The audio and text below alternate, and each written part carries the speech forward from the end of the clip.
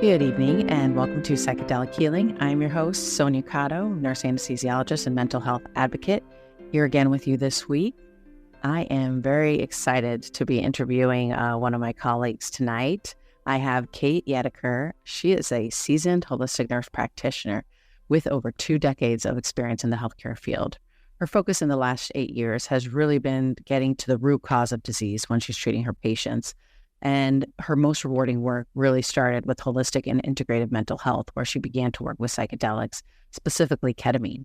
As a lifelong learner, she has multiple specialties and certifications, from functional medicine and nutrition to energetic healing as a Qigong and Reiki master, somatic trauma therapy, IFS, internal family systems. You are so well-rounded. It is such an honor to have met you and have been able to work with you in this space. Welcome, Kate. Thank you. I'm very grateful to be here and grateful to have known you and worked with you in this life and have been given the opportunity to work with you and to begin this connection and this relationship. So I'm very grateful to be here. Thank you. That was a very stellar introduction. Oh, beautiful, beautiful. Yeah, you have so many amazing credentials. I'm like, how do I bring this down to like a minute introduction? Now, I'm just such an Aquarius, right? I'm just always interested in so many things, It's hard to tone it down. No, and I loved it when I first met you, just knowing that you have that holistic approach of like, it's not about pharmaceuticals, but it's really energy and nutrition and what's going around like the whole person, not just a pill, Right. But I'm just so curious because of all the specialties. How did you actually get into the ketamine space? 20 years ago, I did, or more than that now, maybe 22, 23 years ago, I got certified in Qigong. At the time, I was working as a labor and delivery nurse at Jackson Hospital here in Miami. And that was the beginning of my kind of foray into more Eastern type of medicine stuff, right? So it was energy work. And so that kind of laid, I would say, the foundation for me in terms of just kind of approaching illness differently and approaching wellness differently. And then when I was working in the hospital system, I had a baby, and I had a really colicky baby and a really fussy baby. And I kind of started to go down these rabbit holes, and I just started learning functional medicine. I took every course I could in an attempt to help my baby. And in an attempt to help my baby, I educated myself so much about holistic remedies, about herbal medicines, about, I took every course I could find about holistic nutrition, about, Cogent's inflammation courses, you name it, everything, functional medicine university. And in the course of doing that, I healed my daughter, and I also healed myself. And I began to realize that even though it was something that I knew intuitively, I started to see the science behind it. I started to see like, this really is evidence-based medicine, right? Like there are studies that support what I intuitively know helps me feel better and, helps me to live a more balanced life. And so I was working in the hospital system, and I wanted to get out of it because traditional Western medicine was I had had my fill of it at that point. I was getting frustrated seeing patients who were just, it was this typical symptom management of Western medicine where nobody was really getting better, just their symptoms were being treated. I knew my time was coming to a close in the hospital system. And so I started looking for other work, and I found a job on Indeed at a ketamine clinic. And they were looking for exactly me, a holistic nurse practitioner. And so I applied, and it was almost destiny, like the story of how I met my former boss, who I love deeply, a wonderful person, Dr. Hassan. And he interviewed me, and we actually ran into each other on the campus of where I was working at the time. Before we could even have an interview, we just collided. And in the midst of this collision, we spoke for 2 hours. And by the end of that conversation, he was like, "You have the job."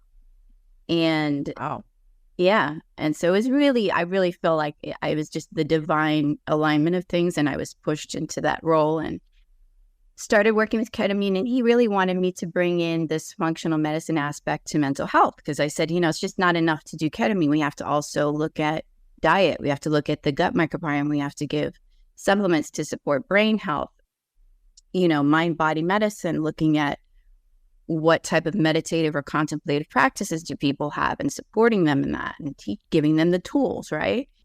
I came in that space and I just kind of loved it. I mean, I was so profoundly impacted by how transformative ketamine was for people that I knew that I would never be the same. I knew that it was, that was it for me. I was like, this has got me written all over it.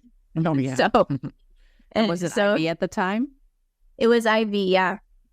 It was IV, and it was occasionally IM. And so I worked there for a while eventually. And he said to me, I'm going to eventually expand and I want to take you away from your full-time hospital job. And I was like, sure. And he did do that. Please. Yeah. And I should say that, for music is one of my passions as well. And I was a DJ for many years. So part of what I love to do for my clients is to curate a playlist that really supports the psychedelic journey and psychedelic experience, and one that's specific to what that person may need or want in the experience. So I really loved making the playlists and then also doing the energy work and giving people Reiki, while they were in the experience, if they were having a difficult moment. And in the beginning, I feel like I talked a lot with people. And then I started to realize that the more I just was the container and held the space for them energetically and just with my loving presence, the more they were able to transcend the moment. And they could get to that wisdom on their own. They didn't need me to speak, right? But that came in time. All of this was a process, and it's still an unfolding, of course. I'm still learning. So we were doing infusions, and then shortly after that, we got bought out by a tech company, and they wanted to create the at-home model. We were already prescribing lozenge because around that time, COVID happened. So not as many people were coming into the office. So my boss was like, all right, we have to pivot, and we're going to start prescribing lozenge. So I did that for a long time. And our company grew and we expanded and we went into all these different states. And then I ended up training all the people who were hired to do exactly what I had been doing. And I started to see in the course of all that just like the people had these massive transformations and positive results in office, they were having the same results with lozenge, given that they were prepared and they were supported and they were doing it in a safe manner. But I began to see that, initially I thought, well, how will I connect with people in this remote space? Will it be the same? And I found that I really could connect with people. Obviously, nothing. Zoom and stuff like that. Yeah. When you would meet. Yeah. Mm-hmm. Yeah. Obviously, nothing beats the human interaction, right? But, I think cost-wise, the at-home model is, helpful for a lot of people. Not everyone can afford to do infusions, and it's just not as accessible as maybe we would like it to be for people, right? So I think that it gave a lot of people the opportunity to access this beautiful molecule, which they may not have ever had access to otherwise. And again, I watched it heal so many people and help so many people. And I watched, another beautiful thing about that was that I watched all these colleagues that I had trained. I watched how their lives changed doing the work and how their lives changed and were positively impacted by just witnessing all this healing. And so, yeah. There's something to be said for, when I see the transformation of my patients, it's like life-changing, as opposed to in the hospitals, we're just managing symptoms, just getting them stable enough to go home. And it's not real healing. To me, it's I want to push them and tell them, these are the things you need to do, changing the diet, changing the nutrition. You have so much inflammation and you can't. It's like, no, here's this pill. Right. To cover this symptom, and then this pill to treat the symptom of this pill, Exactly.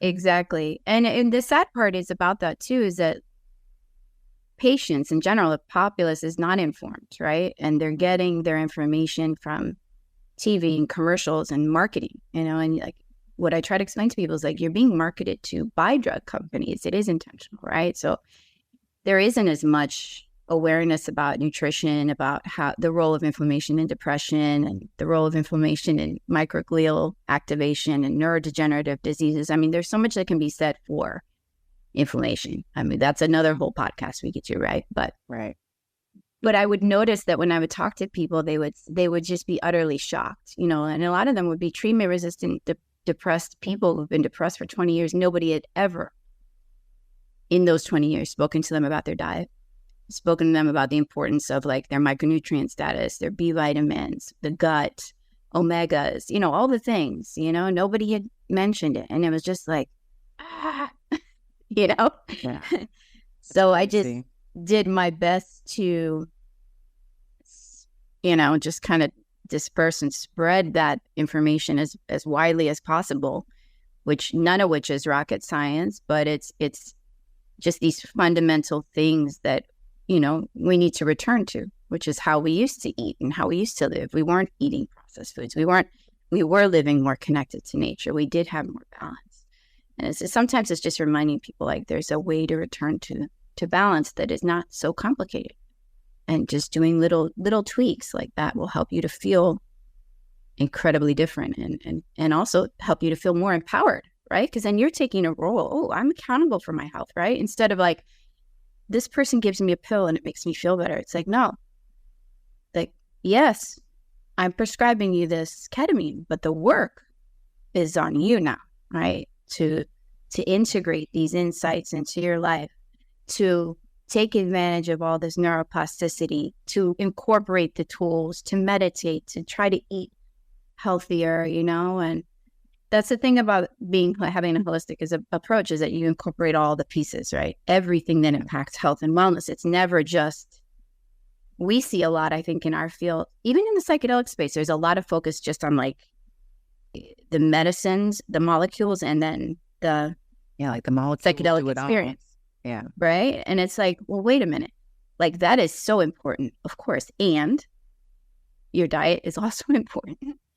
And your sleep is also important. And your level of activity and your relationships. Are they nurturing? Do you feel connected? Are you present? Are people present with you? There's just so many components to like what makes us feel good and what helps us to thrive. And it's never just one thing. And so that's why, holism and the holistic approach says, okay, well, I'm going to look at this entire picture, right? And invariably what I see just working in integrative medicine now for the last how many years is like a patient could come in with a complaint and maybe it's like a GI complaint, right? But there's always some emotional. Yeah, that amount of that hasn't been addressed. Yeah. No, I've done like tons of endoscopies on 20, 30-year-olds that come out clean where they they scope and look into the stomach and there's nothing wrong. Right. Physically, and a lot of times it's mental or a microscopic inflammatory, disease in there. But a lot of it is mental and stress induced. Right. So it's funny because like I'm working in an integrative medicine practice right now, and they have a joke saying like, oh, all the patients that see Kate, they come out crying, and it's like, and I'm like, I'm not making them cry. What I'm giving them is a space to feel safe enough that they can express to me what they've been holding in this whole time. Right. Which is never just like my knee hurts, I think I have mold, or I want to test for heavy metals or whatever, we do a lot of things in integrative medicine, but it's like, it's never only those things. Right. It's all the things. Yeah. We had a session together and I was just so overwhelmed and anxious and nothing was working. I mean, nothing was helping. It was obviously like my schedule and stress. But in the end, I finally like broke down. I was like, fine, I'm only 43. There's no reason why I need to check my hormones, but let's check it, because my partner wanted it, is certified in hormone replacement, Cali. And my hormones were completely imbalanced. I was so inflamed. Within a week of starting the hormone replacement through a pellet, my anxiety was gone. Right. You saw me in the state that I was. I did. Yeah. That was like the peak. And that was like with all this energy work and, my schedule is my schedule, but something as simple as that, like. Oh. And you know what? But that's not even simple. Here's the thing, right? And that's another thing. I was normal. Yeah. Right. according to the doctor, it was of within course, normal they would limits. look, do a CBC, they'd do a CMP, and they'd say, "You're fine," and it's like, but I'm not. I don't feel fine, And that's what you get in functional medicine. You get all the people who are not being listened to by anyone else, and they're like, something's wrong with me. And I sit with them for an hour and a half to 2 hours, and I find out, what's wrong with you? Oh, you took antibiotics for 2 years straight for acne. You don't have a gut microbiome anymore. Or you just traveled internationally. You feel like crap since you've been back. Night sweats. You might have a parasite. It's so many things, right? But it's like, it requires taking the time to fully listen. And that's where the healing comes in, is just the witnessing, right? It's just like, I'm here to be this presence for you. It's safe. You can open up. You can talk to me about it. But I feel you. I mean, the same thing happened to me last year. I was not feeling myself. And then I checked my hormones and I was like, wow. And the thing about hormones is inflammation is going to impact hormone function, right? So it's like, again, it goes back to inflammation. It's like, yeah, we can same thing. We can take hormones, right? But if we don't address the underlying inflammation that created, this big upset in our HPA axis and everything else, and our adrenals and all of that, then we're never really getting to the root, right? Yeah. And so, but I know hormones are life-changing. Life-changing. Night and day. I know what's the time to get another pellet.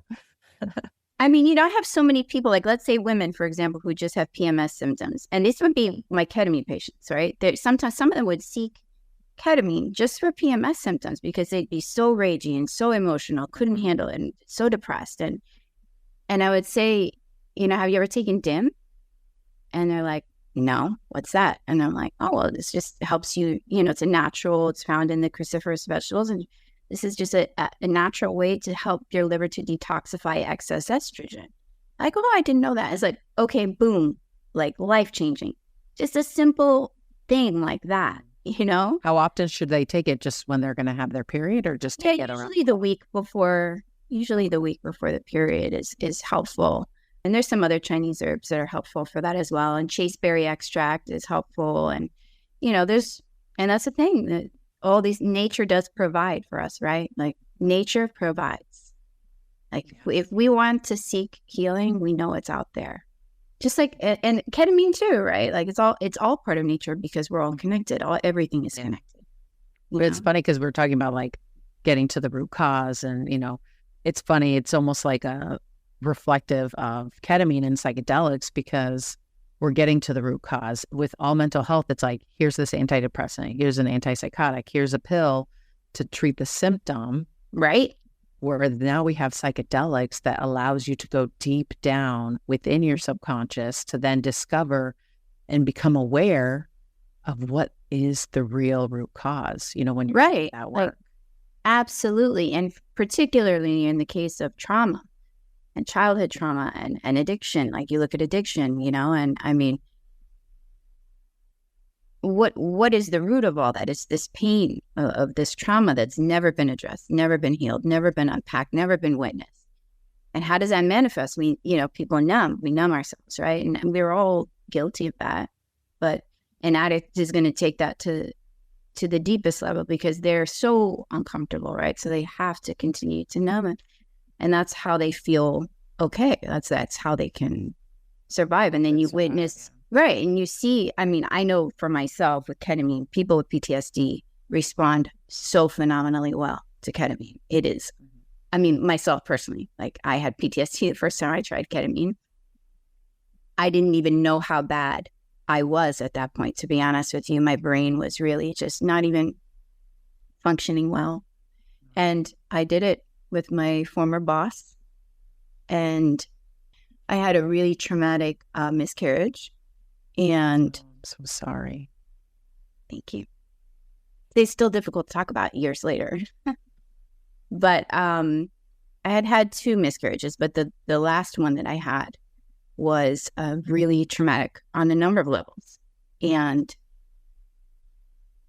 I had a young kid, and I was going through a lot, and I was working 2 jobs, and I always meditated, I always Reiki'd myself, I saw my psychotherapist, I did all the things, clean diet, you name it.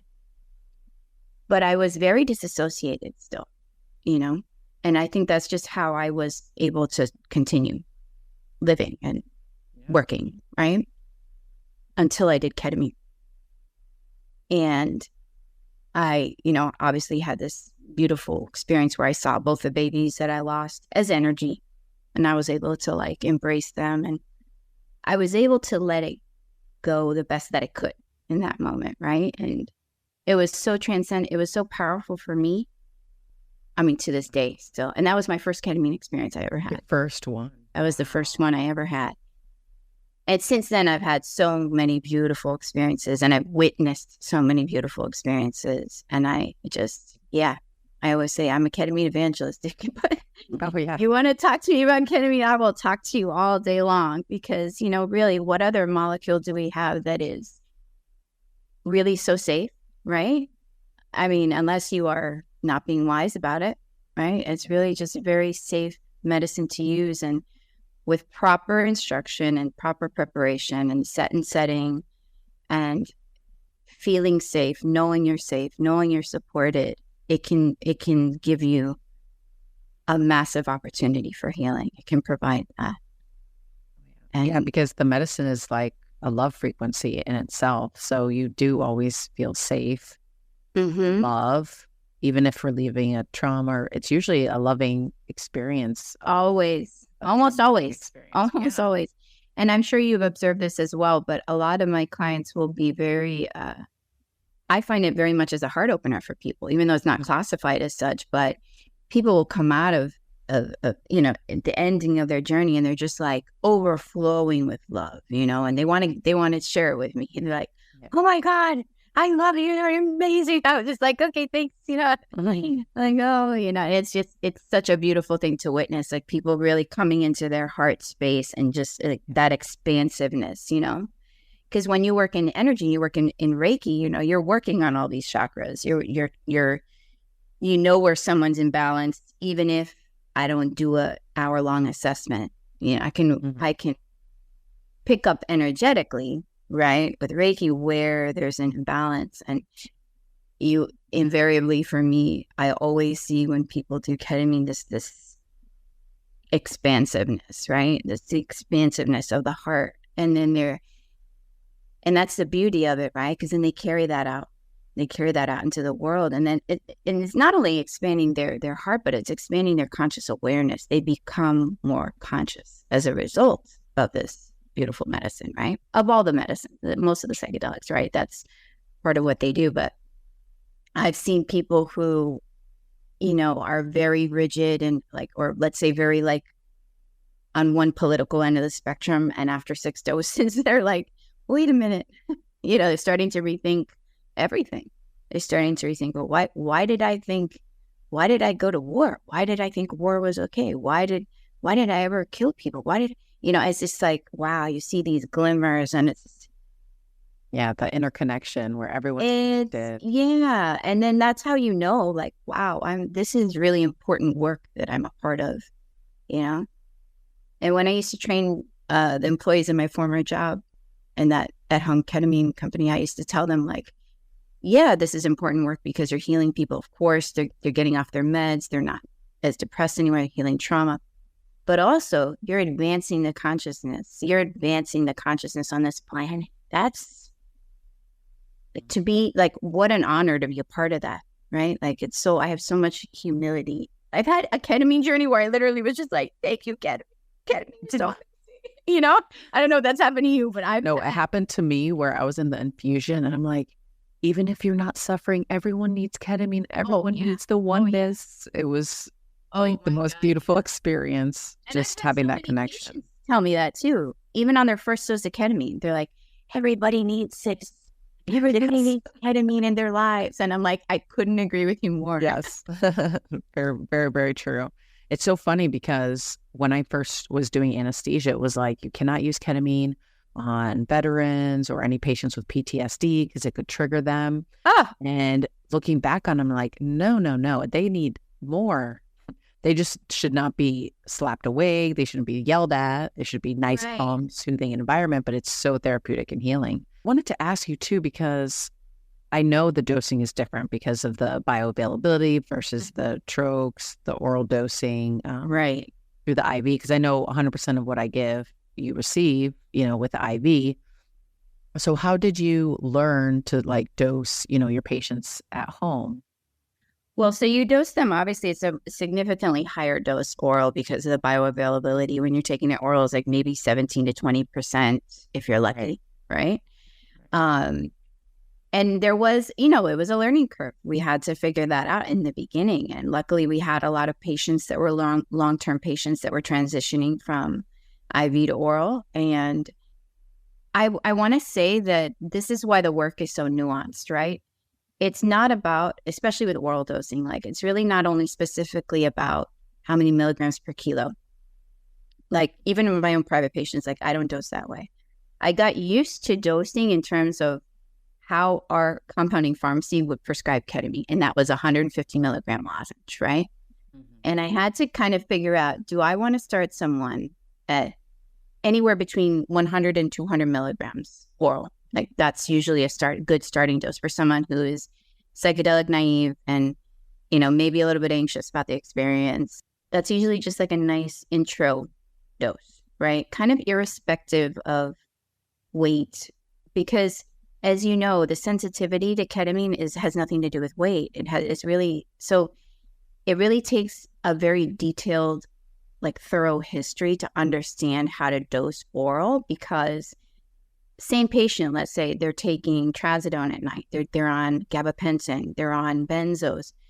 Anybody who's on that many meds that are numbing, that are kind of, they're going to need a much higher dose of oral ketamine, just like they'd need a higher dose IV when they go to see you. I'm sure you've observed the same thing. Oh, yeah, definitely. Very hard for them to access the psychedelic space unless they have a higher and have that mystical experience, unless they're on the much higher dose.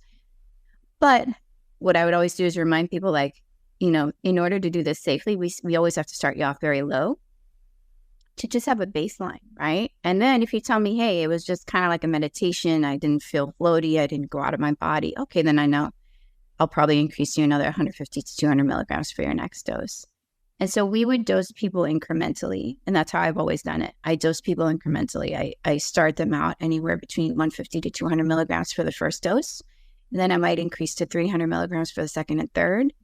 And then we're always checking in, right? So how was this dose? How deep was it? How profound? What were the side effects? Because you can have a lot of side effects with oral as well, Right. And so that's what I mean by it's very individualized, right? And it kind of takes a little bit more experimentation in terms of, finding the sweet spot in your dosing.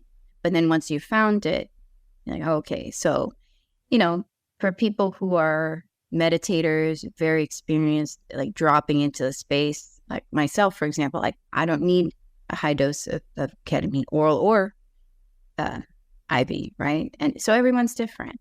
But I think the most important thing about oral dosing is just really preparing the patient in terms of fasting. I always like to prep people with, ginger tea, mint tea, anything that's a natural antiemetic. I always try to stress that they've eaten a nutrient-dense meal that day that has protein, so there's no spikes in blood sugar, because all these things contribute. A lot of the side effects from ketamine I've found are just dehydration, to be honest with you. So I really encourage everyone to take an electrolyte packet before they start the experience. And I know you're a fan of magnesium too. I always recommend magnesium if they have it. But I've found that, with the right set and setting, just like anything, you don't necessarily need a high dose. And so people tend to get really hung up on milligrams. They do. That's a very much a part of our American, and just the ego that's I need this number to be a certain number. Yeah.